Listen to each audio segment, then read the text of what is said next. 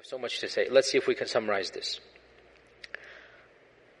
To be brutally honest, standard medieval interpretation of Ya'juj and Ma'juj is the following. This is what you find in Ibn Kathir. You find it in the tafsīr literature of As-Samarqandi and of Al-Tha'labi. And basically, this is the mainstream interpretation for our classical and middle ages of Islam. Ever since the beginning of writing tafsir, let's say 300-400 Hijrah, up until pre-modernity, up until going to CE 1800s or whatnot. If you look at any book of tafsir, any book of history, the notion was the following. Ya'juj and Ma'juj are a bizarre, exotic tribe in the nether regions of the world that have been trapped by Dhul-Qarnayn thousands of years ago, and they're still trapped to this day. And quite a few medieval historians have reported that I know of a friend of mine who traveled to the end of the world and he saw with his own eyes the wall of Ya'juj and Ma'juj. We find this in respectable Islamic books. The notion that Ya'juj and Ma'juj are a living tribe, blocked to this day behind the wall that was built 4,000, 5,000 years ago. That wall miraculously is still there. People can see on the one side, and on the other side you have these savages that Allah knows how they're eating, drinking, replicating, whatnot, and they're still there for eons and eons and eons. This is the standard interpretation of our scholars of the tradition, not of the Quran and Sunnah. You understand what I'm going to get at, okay? We don't blame them. In their time frame, the world was unexplored. In their time frame, nobody traveled the world. The reason why Marco Polo became famous and Ibn Battuta became famous was because they traveled half the world. That's it. And they became world famous because they did what nobody had done. They simply went from one side of the known civilized world to the other side, and they came back. Marco Polo to Naples, to Italy, or to Sicily, wherever he was. Naples or Italy, where was he? And Ibn Battuta to Tunisia, where he was from. So people didn't travel. And folklores and legends were very common, and it was easy to believe these types of things. That there is this nether region of... And you know, if you read, by the way, even Ibn Battuta, by the way, you find bizarre fables.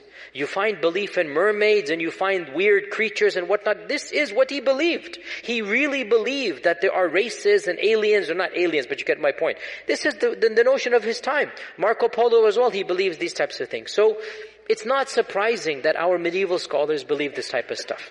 Now, obviously, dare I say, anybody who knows science and geography and modern civilization, you cannot believe that there is a tribe for 4,000 years trapped behind a wall. I mean, if you believe this, that's your position. I cannot believe it. I find this very difficult to believe. So this has led people to do multiple things. We have 20 minutes left. I have to wrap it all up now, subhanAllah.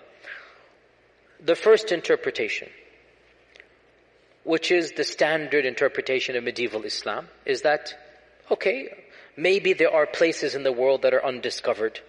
Maybe there is a race of people locked up behind the Caucasus Mountains or in Mongolia or whatever, and they're still over there. And Greenland? Greenland, interesting. How would Dhul-Qarnayn get to Greenland? Because he's traveling. فَأَتْبَعَ سَبَبًا. He didn't go on a ship, he walked on a road. So that kind of, it's not the Bermuda Triangle, no. But many Muslims still believe this. I have nothing to say to this. If you believe it, I have nothing to say. I don't believe it, is all I'm trying to say. I'm not trying to dismiss any person's belief, and this is the belief of medieval scholars. If you still believe that there's a big wall that is lasting for thousands of years, and by the way, no human structure is that fortified for 4,000 or 5,000 years that nothing happens to it. Even the Great Wall of China needs to be built up or whatnot. I mean, it doesn't work that way. But anyway, if you believe, and anyway, so this is, what can I say? If you believe it, you believe it. I am somebody who, what can I say? My mind doesn't believe this. Others have said, we need to reinterpret Ya'juj and Ma'juj metaphorically. And this goes back to another thing that I kept on stalling when we talked about the Dajjal, because I wanted to talk about it with Ya'juj and Ma'juj. And that is this newfangled interpretation. And it is newfangled. You do not find it in pre-modernity. This is a very modern interpretation. It only begins in the 60s and whatnot. And it has now become common, very common. So much so that many famous people, many mainstream people are explicitly or implicitly saying it in this land and in some islands in the Bermudas as well. There's a famous person who's well known for this type of theory. No names mentioned. It's not my philosophy to mention names typically. Where they say Dajjal and Ya'juj and Ma'juj are symbolic. Symbolic. It's not an entity. Dajjal is, he will say, globalization.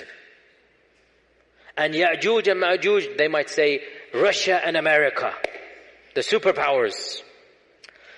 And honestly, I mean, okay, jokes aside, I admire the fact they're trying to salvage the tradition, because they understand that mainstream interpretation doesn't make sense. So they're trying to salvage the tradition. And they say, you know what? Dajjal is a demonic force. Dajjal is a global empire. Dajjal is the new world order. Then you get into the triangle and the eye and this and that, and the whole rabbit's hole begins. You can now, once you go down the rabbit's hole, make dua, there's nothing to be done once a person goes down that hole. What can I say? If a person believes this as well, the problem comes. The same traditions that you get the concept of Dajjal from, those same traditions tell you a lot about the Dajjal. So you can't pick and choose and reinterpret everything. Either you reject Dajjal in totality, which some progressives and modernists have done. Dajjal is not mentioned in the Quran. They reject all hadith. So they say, khalas, let's be done with. And they reject Ya'juj and Ma'juj hadith. So they say, well, the Quran just mentions 2 tribes, so they're going to come, some races will come and have a big war. Fair enough. If your principle is you're going to reject hadith, that's not ours. If your principle is no hadith, then you can derive an entire interpretation that is independent of mainstream Sunni Islam and be gone with it. But the deal of these folks is they claim to be Sunnis. And they are popular in Sunni circles. And they are trying to metaphorically reinterpret these traditions. And we say that I don't think in this case you can have your cake and eat it as well. It's nice too. I love to have my cake and eat it as well. But in this particular case, I don't think it is methodologically sound. Because the same traditions that tell you about Dajjal, tell you about Ya'juj and Ma'juj, they have all of these details we mentioned. And it's pretty vivid, the impression given, right? Dajjal will be killed by Isa, one-on-one. The blood of the spear will be shown. It's clear. Ya'juj and Ma'juj, the corpses will be piled up. I mean, those same traditions mention what we have just mentioned. So, I'm not too sympathetic to this reinterpretation as well. Is that clear? I personally don't buy it. A third interpretation, and this became common. The first person I know who said this was back in the 50s. Maybe reformed, but at first I know, back in the 50s. He said that Ya'juj and Ma'juj are the Chinese race. And the great wall that was built by Dhul-Qarnayn is the wall of China. And this notion spread as well back in that era, because he as well, the scholar, again I grant him credit that he realized the traditional interpretation doesn't make sense. So he said, we need to rethink through this. So he attempted to rethink through, and frankly, for his time and place, it was a bold move, because he was criticized by mainstream Sunnism. Mainstream Sunni scholars said, no, we believe in this and that. But he wanted to, again, salvage the tradition. Of course, what is the problem with believing that Ya'juj and Ma'juj are the Chinese folks, and the Great Wall in the Quran is the Great Wall of China? What is the problem with this interpretation? Who can tell me? I like this. Chinese Muslims. No, that's not the biggest problems. We have other bigger problems than this. That's not a problem in this case. I mean, where does one begin with the problems of this interpretation? Where does one begin? There are so many problems with this interpretation. I mean, of the problems of this interpretation is that we know exactly who built the Great Wall. And he wasn't a believer in Allah. Jin Shu Shuao. He wasn't a believer in Allah, the famous emperor. He was one of the pagans of the, Shinto, whatever religion it was. And the Great Wall was actually built to protect the Chinese people from within, not from without. And the Great Wall is not a barrier that is impenetrable. People go in and out all the time. In fact, gasp, shock, I myself have gone in and out of the Great Wall. I in fact did a video that went viral 2 years ago. I took a group to China 3 years ago. And I stood on the Great Wall, and I have a video, YouTube clip. Is the Great Wall of China the wall of Ya'juj and Ma'juj? You can look at it yourself. And I said, no, it's not. Don't worry. It's not the Great Wall of there. So, this as well, it doesn't make sense, neither heads nor tails, Nasar naper, literally, neither heads nor tails. It doesn't make any sense. The wall of Ya'juj and Ma'juj is not the wall of China in any stretch of the imagination. It doesn't make sense as well. Where does this leave us? Another group of, let's finish this one second. I know I promised Q&A. Let me finish this up. Another group says, and this is something that I have heard myself, some ulama say, that perhaps Ya'juj and Ma'juj are not on earth but under earth. That's why the satellites haven't discovered them. And this, again, I appreciate the salvaging, I really do. But how can human beings survive? No vegetation, no plants with the sun, no oxygen, food, drink, thousands of years. And according to these traditions, we're talking about gazillions of people. What is the answer to this conundrum of Ya'juj and Ma'juj? I will disappoint you by saying there is no clear-cut answer. But wallahi, to struggle with the truth and to admit the struggle is a safer position than to invent something that is far-fetched and then pretend that it is answering the problems. I don't have a solution to Ya'juj and Ma'juj. I am personally skeptical, maybe because of my own upbringing and I have a degree in engineering. I understand mathematics and chemistry and geology, and I just find it. Now, you can quote back, Allah ala kulli shayin qadir. And I say, indeed, Allah ala kulli shayin qadir.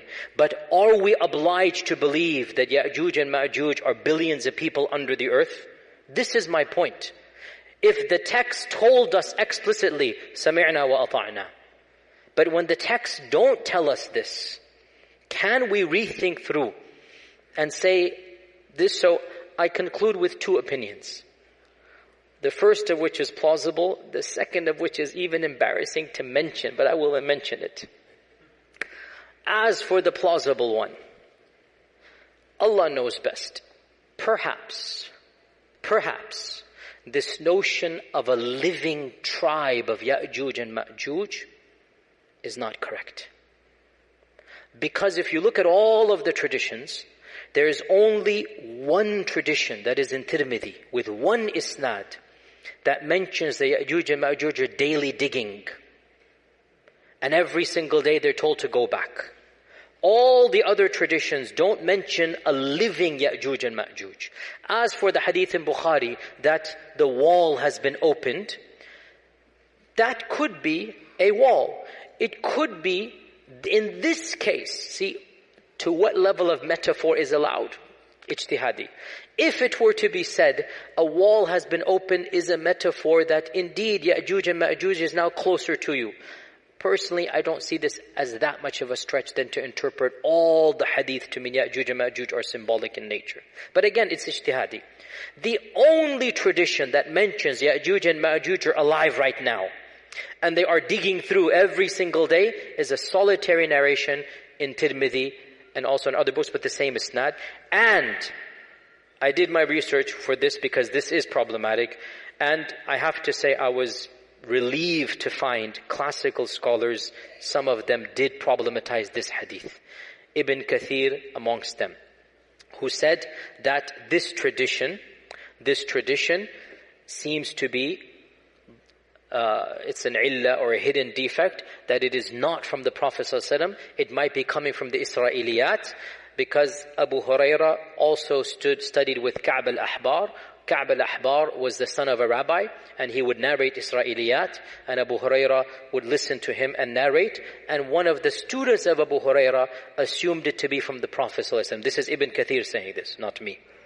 So he said, perhaps this is from the Israeliyat. And this is what I firmly believe, simply because it is highly problematic to posit that there are billions of people somewhere in today's world clawing away. So the first interpretation, which is posited by a group of people, let's just leave it like that. A very wise person once said, let's just leave it like that. The first interpretation is that Ya'juj and Ma'juj are a group of people that will come towards the end of times. And they will wreak havoc and do this and that. So we get ourselves out of the problem of them being alive right now. And as for the wall of Dhul-Qarnayn, there was maybe their biological ancestors, maybe some other tribe that had those characteristics, and they were trapped by Dhul-Qarnayn. That did happen. But we don't have to affirm that they are still trapped 5,000 years later. Rather, maybe their descendants, maybe people similar to them, so they are called Ya'juj and Ma'juj, are them. This is the first interpretation. And I am very sympathetic to it, and it solves many of our problems. There is another interpretation which I hesitate to even verbalize. And I will tell you honestly, this is not mine. I will honestly tell you, this is something that I am involved in many discussions of this nature with many people and whatnot. And one of my scholarly friends, in a private conversation, so he will not allow me to mention his name. But I am telling you something that don't believe it's coming from me. Okay? You guys ready? Ready? Okay. Don't ascribe this to me, please. Who is it not from? Good. No, from my friend it is from him. Not from Don't do a double negative on me. So we were talking with a group of ulama, a group of students of knowledge, whatnot, call them whatever you will, and we're talking about this problematizing. It is a problem. Wallahi, it's a problem for any rational mind. What are you going to do with Ya'juj and Ma'juj? It's not an easy thing to come around. And even he was hesitant, but he brought it up. He said, let's look at these traditions again. We see that first and foremost, Ya'juj and Ma'juj seem to be human but not human. You see where this is heading. And they seem to be a race of people that cannot be fought. And they seem to be doing things that are bizarre. Drinking up all of this water. That's not, humans can't do that. Mentally, they don't seem to be 100% there when they think they can kill the people of the heavens. This isn't normal. This isn't rational. The regular human beings alive, the followers of Isa, are so terrified of this group that they don't even want to see them. They're fleeing away from them. They will not fight them. The hadith mentions they will not be able to be fought. لا يدان أحد من قتالهم. And he mentions, if you look at the popular imagination of our times, you find a genre of literature and horror movies. You see where this is heading. And he mentions the word. And my jaw just dropped and I laughed. I said, are you serious? He goes, hear me out. Don't call them that word. For those who don't know the word, maybe the youngers can tell them later on. Don't call them that word. But the concept, what if we're talking about chemical warfare, we're talking about Dajjal, we're talking about the bird falling down, things are happening, weapons being unleashed, weapons beyond our understanding. What if the concept is there that these groups of people are human but not quite human? And they're doing all of these things, and everything just started clicking in my head. Check, check, check, check. I'm like, this is so ridiculous. You will never find me saying this in a lecture, and here I am in a lecture saying it. But in any case, Allahu A'lam, frankly, it makes more sense than believing that 1 billion people are somewhere in Timbuktu or Zimbabwe or some faraway land. It makes more sense to me. Because Allahu A'lam at the end of time, also, yes, the key point. They shall die the death of one man. How will they get gotten rid of? Allah will send a disease, some type of antivirus, some type of vaccine. I'm just saying what my friend said. Because the hadith mentions this explicitly, does it not? Allah will send something that will get them in the neck, and they will die the death of one person. So when my friend kept on going over all of these points, my laughter turned to a serious contemplation. And I said, but how do we tell the public this? Then I said, I'll just project it onto my friend, which it is true, it is coming from him. And I'll take myself out the picture, so that as you laugh at my friend, but the laughter will slowly turn to contemplation, and deep down inside you'll realize this makes a lot more sense than anything else out there. So, we conclude by stating that Ya'juj and Ma'juj are a reality. We believe in them because the Quran mentions it. And that these enigmatic descriptions should not cause us doubt, because strange things will happen towards the end of times. Don't base the validity of Islam on trying to understand Ya'juj and Ma'juj. That's ridiculous. We base the validity of Islam on the Quran, on the beauty of Islam, on Tawheed, on La ilaha illallah, on the fact that it answers all the big questions of life. Islam comes with some things that may be beyond our comprehension, such as Ya'juj and Ma'juj. We just have to sami'na wa ata'na. And when it happens, all of these hadith will fit into place, and we will see, oh, I get it. That's what was being referenced here. So, in the end, Allah Azza wa Jal knows best. I promised you guys Q&A. Let's open the floor for some very specific questions. Yes, Bismillah. I agree with you that it doesn't make sense that the Great Wall is the Dhul-Qarnayn. 100% agreed. Yeah. West and the east. And then he went the third direction also. ثم أتبع سببا. The third direction, maybe that's toward the North Pole, which is now the sea. Maybe the North Pole. So where's Ya'juj and Ma'juj? Under the ice of the North Pole, but then the cap is melting. So as they melt, maybe this is how Ya'juj and Ma'juj are going to come out. Global warming is the problem. See? It all comes back to this. Sisters, very quickly, hurry up. Yes, Bismillah. Very good. Excellent point. The Quran mentions the wall. And the Prophet mentioned this thing. And I actually brought this up in our discussions with our closed group that we have of senior ulama. Well, these are the discussions we have, by the way, right? This is what we're talking about, these types of bizarre things. We brought this up in this. And this brother's response, everything projected onto him, I'm scot-free. This brother's response, and he did respond in this manner, was that perhaps there is some type of strain of virus or whatever you want to call it, that it has been trapped up, it has been put away, but it will be released or unleashed at that point in time. And so this is the breaking of that wall, that it will affect a lot of people. Allahu A'lam. Leave it at that. Back to the brothers, yes. What's the significance of the Prophet choosing the word external enemy?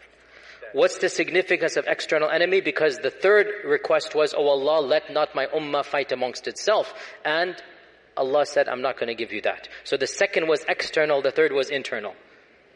And that wasn't given. Final question of the sisters. Sisters, going once, going twice. Yes, Bismillah, go ahead. And final question. Why can't our scholars say these are ayat of mutashabihat? So the ayat of mutashabihat, they have a meaning that is understood and they have a meaning that is not understood. We're dealing with the part that is understood. What do we do? Now, if you want to stop at this and say, I don't want to go beyond this, that's good for you. But what do you do to our 25-year-old college kid who comes and he keeps on saying, what do we do about this? Do we believe in these fairy tales? This is mythology. Would you believe this? What do we do to that young mind? If we tell him, you shut up and don't ask questions, we turn him away. What I'm trying to do is to save the iman of that generation. Alhamdulillah, most of us elders, we have no worries. Alhamdulillah, we're not worried about these things. Whether we understand or don't understand, we know Islam is true. We know Islam to be true. Our younger generation doesn't have that level of iman in the first place. So when these issues come, their iman is not strong enough to overcome. So they say, we're going to reject Islam. So I would rather present an alternative that is somewhat palatable, and they can then accept it, rather than they reject Islam. Is that clear? Inshallah, with this we conclude, and we'll continue next week, inshallah. Assalamu alaikum wa rahmatullahi wa barakatuh.